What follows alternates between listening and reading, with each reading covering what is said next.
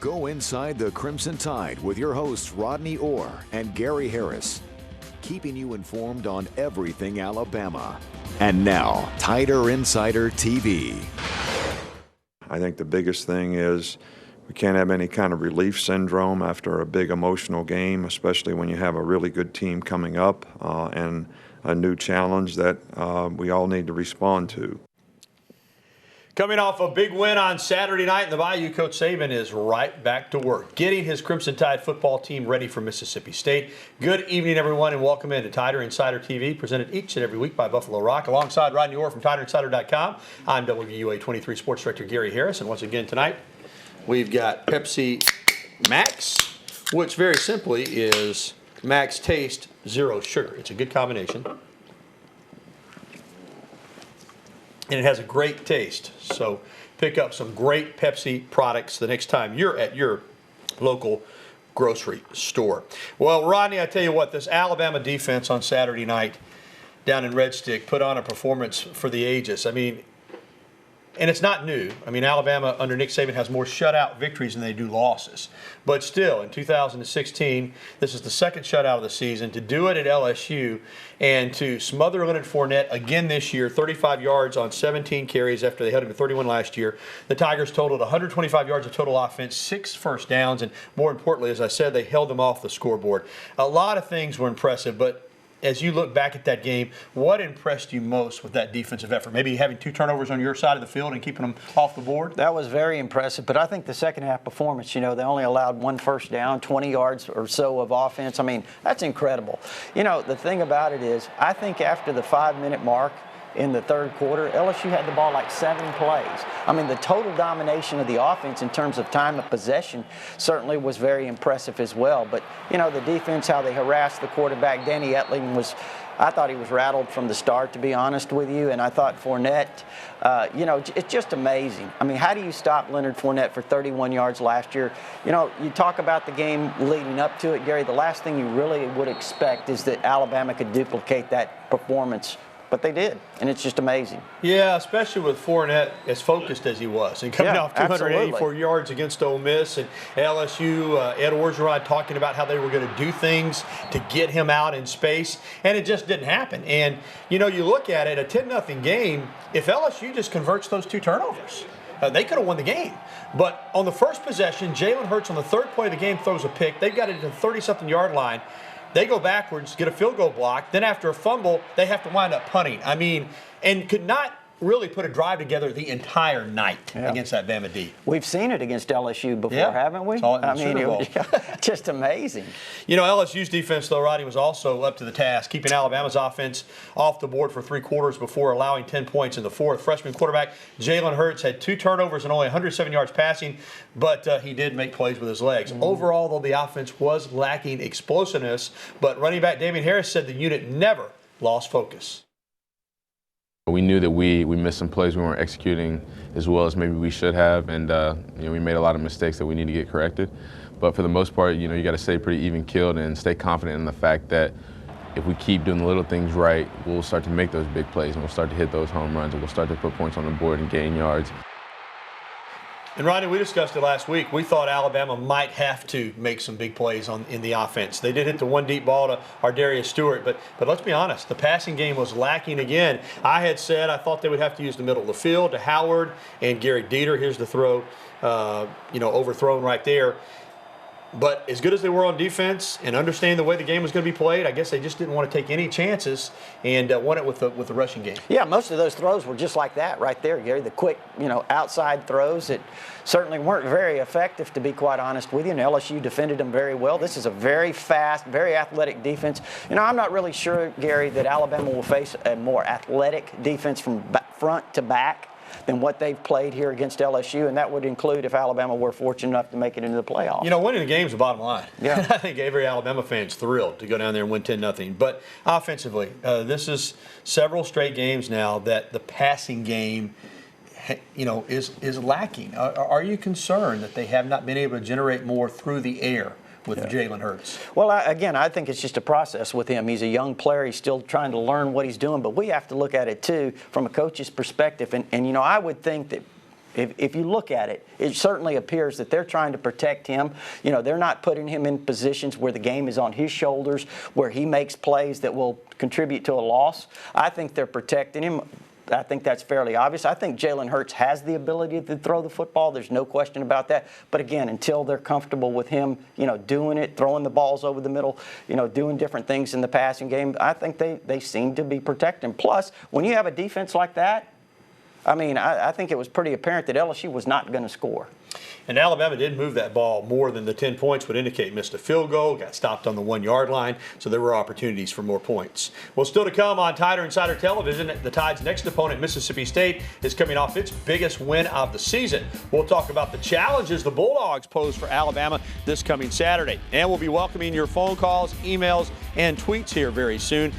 As always, the phone number 205-348-WVUA. That's 348-9882. You might want to go ahead and get in now.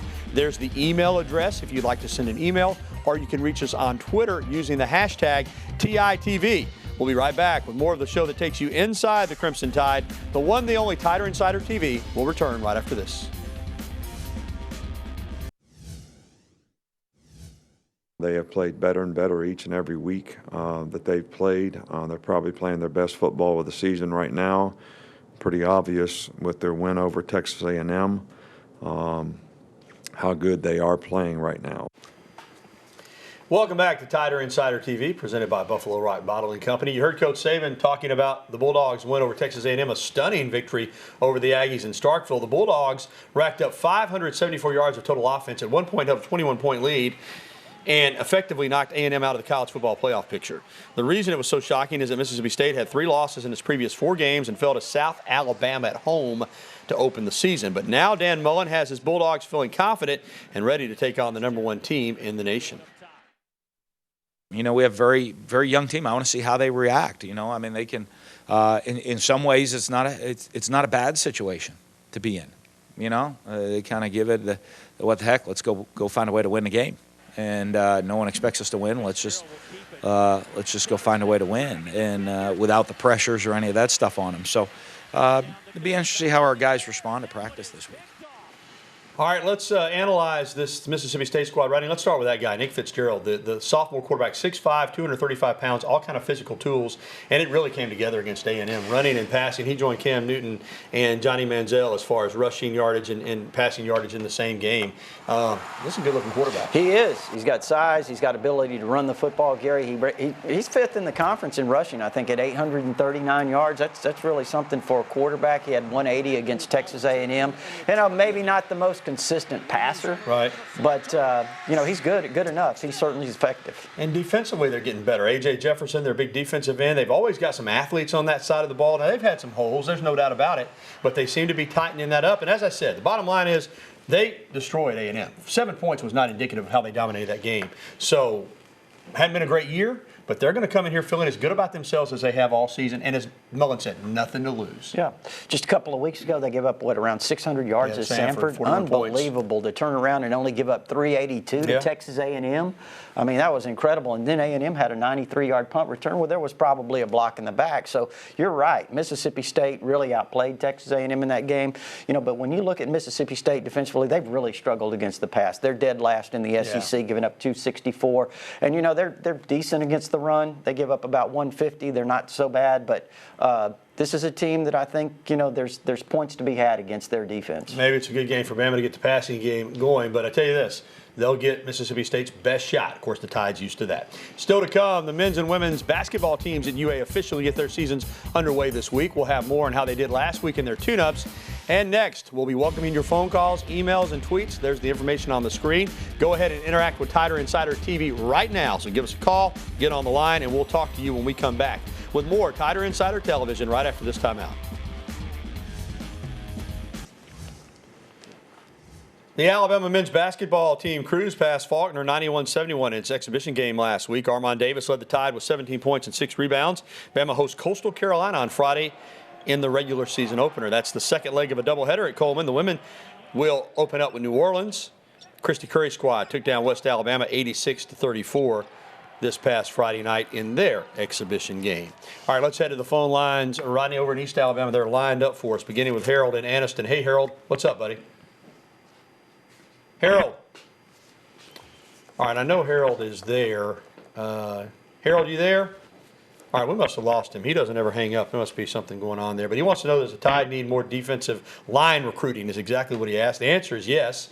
And Rodney, I expect that they'll get it. Yeah, definitely a high priority. Harold, I don't think there's any question about that. I mean, this is a must-have position when you're talking about restocking that defensive line, Gary. I mean, they're in on several outstanding high school defensive linemen and, also some junior college players. I think they'll take maybe one JUCO player. All right, let's stay in Anniston. Talk with David. David, how are you? I'm doing great. How are you tonight? Very well. Hey, I told you last week I didn't think Fournette was going to have a very good You night. did. You called it. But, I also want to give out some love to Micah Fitzpatrick moving to safety. He had an interception. Yes, he did. I thought Marlon Humphrey played great. Tony Brown didn't give up a big play. I'm proud of our secondary. They're growing up right before our eyes. And listen, this Saturday, watch the deep ball against Mississippi State. Y'all already touched on it, but they're going to get the deep ball in this ball game this week. Appreciate your call. Thank you so much. Thank you, David. Yeah, I think they're going to try to unleash the passing game a little bit too. You heard Rodney put out the numbers earlier. State struggles against the pass. Alabama needs to get that part of the offense going. So, yeah, they want to run it, but I think they'll take some shots too. And how about Anthony Averett? Oh, yeah, playing great. Doing a tremendous job at that corner spot. The whole secondary played terrific. Take away the one throw-up ball early in the game, and they didn't give up anything. Ronnie Harrison probably had his best game, or certainly one of them. Including that fourth down play where he made a great play against the tight end. All right, let's stay in East Alabama. Let's go to Wedowee. Just kidding, James. Let's go to Wedowee and talk with James. James, what's up? Hey, what's up, guys? Hey, man. Hey, man, my question is, I love Adam Griffith to death, man, but I tell you, I'd hate to have the game on the line with him kicking, man. We got to get some kind of consistency out of it. Yeah, he's struggling. Yeah, James, we're with you. Rodney and I have talked about it. I mean, he's not hitting at a high enough clip percentage-wise from where he's getting this kick. He's missing short kicks that have to be made. And Alabama's been good enough to overcome it. I know he's working. That's all he can do. He's the kicker. They're going to remain with him as the kicker. I'm pretty confident of that. He just needs to kick better. Yeah, he's 11 of 17, I think, right now. Yeah, certainly he's very capable of it. I mean, and he has been streaky, Harold, so hopefully he gets that. And he is kicking off great. Yeah, gets that streak going again. Let's give him credit for that. Yeah, he's doing a great job kicking off both his position kicks and his deep kicks. But, yeah, those field goals need to start going through. All right, what do we got next, Brandon? Got a tweet from DJ Corrington. Evaluate Jalen Hurts' development in the passing game. Well, Rodney, I'll let you take that. I thought early on, I'll just say this. I thought early on he threw the ball well. These other coaches, they getting paid too. You get a book on somebody, they start taking things away. As you said, it's a process with a true freshman quarterback. And he's playing against some better defenses. He's playing on the road a lot, but they've protected him a little bit. I think. I don't think there's any question about that. But I think again, I still say the throw that he made down the field to our Darius Stewart the other night was a tremendous throw. And I think as he continues to develop confidence, gets his timing down, I think that was a really a good sign. And I think eventually we're going to see a guy who can make all the throws. I agree with you. Coming up, the Alabama volleyball team gets back in the win column. We'll have the highlights from the Crimson Tide's victory and more of your phone calls, emails, and tweets. Again, the information posted on your screen, 205-348-WVUA. That's 348-9882. Or email us at TITV@WVUA23.com. Or, as you saw earlier, we'll take a tweet, too, using the hashtag TITV. We'll be right back with the only show that takes you inside the Crimson Tide, Tider Insider TV. We'll return right after this. Well, for about the umpteenth time this season, Crystal Rivers led the Crimson Tide volleyball team with a triple-double highlighted by 10 kills. Alabama got its first win in its last 5 matches, taking down Arkansas in 4 sets on Sunday at Foster. Alabama will host Auburn in the Iron Bowl of volleyball on Wednesday. Well, we're taking more of your phone calls right now. Let's go back to the phone lines and talk with Ed up at Smith Lake. Ed, y'all got any water left up there? Not much, man. How are y'all doing? Doing very well. What's on your mind? Yeah, I'm wondering about in the past few years, we've had the jumbo package inside the 2 where we bring 2 defensive linemen in, and I would say there's about 95% success in scoring. What's happened to that? Well, Ed, you're right. They had Ashawn Robinson and Jaron Reed come in last year, and boy, they could clear some headway. I'll tell you this: they had Matt Wilson in leading down the goal line for Bo Scarborough. on Saturday night. So, Mac's a linebacker, about 240 pounds, so I guess that's their version. We haven't seen the defensive lineman, but did have Matt Wilson in there on Saturday night. He's played some fullback this year. Yeah, and I think he made a really key block on a short yardage situation. Did. The fourth down play on the left side, sweep to Bo Scarborough. He made a really key block on the edge there. So, I think he's a guy that's kind of taking that role right now. He's been pretty good at it. He also cut the touchdown pass, you remember, earlier in the year. So I think that's his spot for now. Yeah, they'll look at everything. You never know when they might bring in Dalvin Tomlinson. It could happen. All right, let's go to Holly Pond and talk with Jerry. Jerry, welcome into the program. Jerry, you with us? I wonder if we got a phone line that's down. Did you get his question, Brandon? All right, we'll just go to Talladega and talk with Fred. Fred, you're next up. What's up, man? Hey, how y'all doing? Very well. All right. I was calling with Alabama. We win out. If Alabama wins out, since Texas A&M already lost, is it still possible for us to have two teams out of the SEC, or is the Big Ten going to be able to get two teams in? Well, Fred, if Alabama wins out, it's very unlikely, because that means Alabama will have beaten Auburn, and right now they're probably the only other team that has a shot to get into the college football playoff from the SEC. So, no, if Alabama wins out, I don't see any scenario where the SEC gets two. It'll be Alabama. Could the Big Ten get Ohio State and Michigan? Possible, but doubtful. If it stays like it is, and the rankings are coming out tonight, if Washington moves into that 4th spot and all 4 of those teams stay unbeaten, Alabama, Michigan, Clemson, and Washington, I think that would be your 4 teams. Yeah, I do too. I think it would take a lot of, teams losing to get 2 teams from one conference in, Gary, because again, I think it's very important, the conference championship, and so I think that's I think that's going to happen. Now, if Ohio State were to lose to Michigan, they'd have 2 losses. Yeah, so, they wouldn't I think they certainly wouldn't have an opportunity. Well, we'll have those rankings when we come back, by the way. Still to come, Alabama brought in 2 more former players last week. Wow, this is becoming a big deal. Find out who played the role of Leonard Fournette.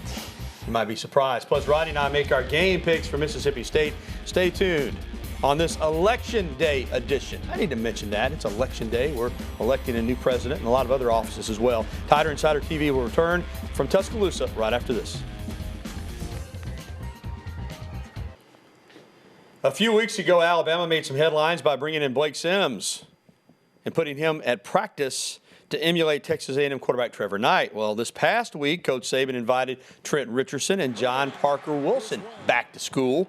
Richardson served as Leonard Fournette during practice last week, while John Parker took on the role of Danny Etling. And Rodney, they must have done a pretty good job, because neither Etling or Fournette did anything in that game against Alabama, so those guys must have mimicked them well. All right, the latest college football playoff rankings are out, and it is the 4 unbeatens. Alabama, Clemson, Michigan, and Washington gets that number 4 spot ahead of Ohio State and Louisville. Rounding out the top 10, it's Wisconsin. Texas A&M only dropped to 8, which surprises me a little bit. Auburn stays at 9, and look at Penn State under James Franklin finally making a move at 10. Now, again, this is fluid. You have some upsets, and it could all be chaotic. And the way Ohio State is set up, if they went out to the Michigan game, that winner of that game might be playing for a spot. Same thing with Alabama and Auburn. If Auburn beats Georgia, Alabama and Auburn might be playing for a spot as well, Rodney. But that's those 4 teams, if they don't lose, they're going to the playoff. You're right.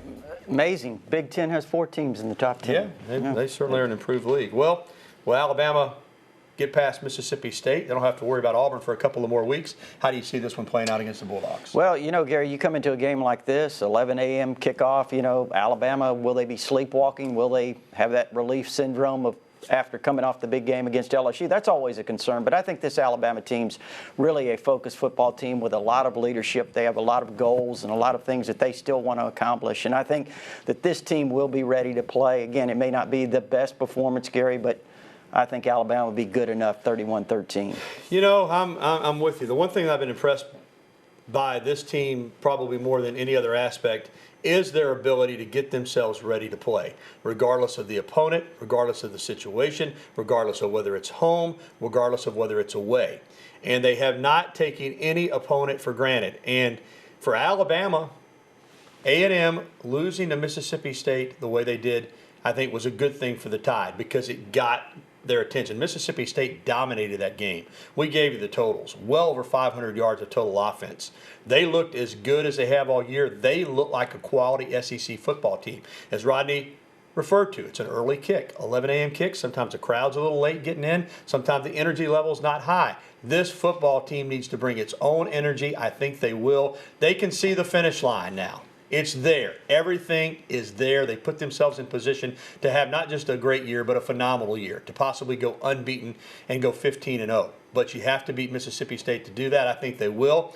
I have got Alabama winning by a touchdown more than Rodney does, 38-13. I respect everyone in the SEC. If you watch me every week, you know I do. And Mississippi State's capable. If Alabama plays sloppy, you know, they snapped a 28-game win streak in 1980 down in Jackson, Mississippi, when Alabama was a two-time defending national champion. Alabama's on a 21-game win streak now and the defending national champion. Alabama will need to bring it. I think they will. I think they get it done. 38-13 over the Bulldogs on Saturday.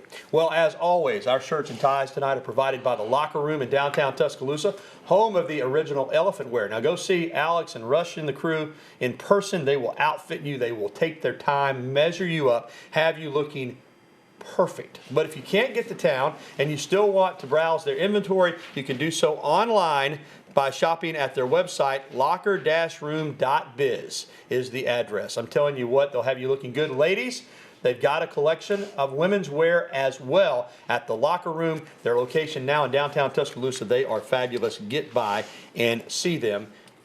3 more home football games, back to back to back. Get to the Locker Room and be ready. It's going to be cooler temperatures. Get some of that great fall wear. We haven't had a chance to wear it much, but now could be the time with Mississippi State, Chattanooga, and Auburn coming up at Bryant-Denny Stadium. That's going to do it for the program. A reminder, if you missed the show, we'll have a replay tonight after our election coverage tonight. So it'll be a little bit later, but the replay of Tider Insider will follow our election coverage tonight, or you can watch it online anytime at WVUA23.com. For Rodney Orr, I'm Gary Harris. Crimson Tide kickoff will come an hour earlier this week at 10 a.m. because the game is at 11. So we'll move up to 10. Early kick, 11 a.m. on ESPN between Mississippi State and Alabama. For Rodney Orr, I'm Gary Harris. Thanks for watching. Have a great evening. We'll talk to you again next week on Tider Insider TV.